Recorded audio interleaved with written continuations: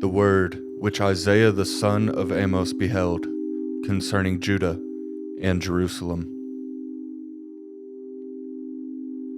Now it will be that in the last days the mountain of the house of Yahweh will be established as the head of the mountains, and will be lifted up above the hills, and all the nations will stream to it. And many peoples will come and say, "Come, let us go up to the mountain of Yahweh, to the house of the God of Jacob, that he may instruct us from his ways, and that we may walk in his paths. For from Zion the law will go forth, and the word of Yahweh from Jerusalem. And he will judge between the nations, and will render decisions for many peoples. And they will hammer their swords into plowshares, and their spears into pruning hooks. Nation will not lift up sword against nation, and never again will they learn war. Come, house of Jacob, and let us walk in the light of Yahweh. For you have abandoned your people, the house of Jacob, because they are filled with influences from the east, and they are soothsayers like the Philistines, and they strike bargains with the children of foreigners. Their land has also been filled with silver and gold, and there is no end to their treasures. Their land has also been filled with horses, and there is no end to their chariots. Their land has also been filled with idols. They worship the work of their hands, that which their fingers have made. So the common man has been bowed down, and the man of importance has been made low, but do not forgive them.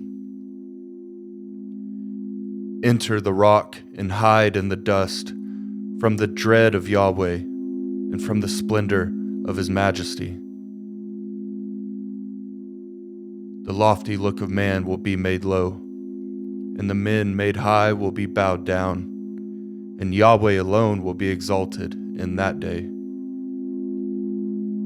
For Yahweh of hosts will have a day of reckoning against everyone who is proud and high, and against everyone who is lifted up, that he may be made low. And it will be against all the cedars of Lebanon that are high and lifted up, against all the oaks of Bashan, against all the high mountains, against all the hills that are lifted up, every lofty tower, fortified wall, the ships of Tarshish, and against all the desirable craft. The loftiness of man will be bowed down, and the men who are high will be made low, and Yahweh alone will be exalted in that day. But the idols will completely vanish. Men will go into caves of the rocks and into holes of the ground before the dread of Yahweh and the splendor of his majesty, when he arises to make the earth tremble.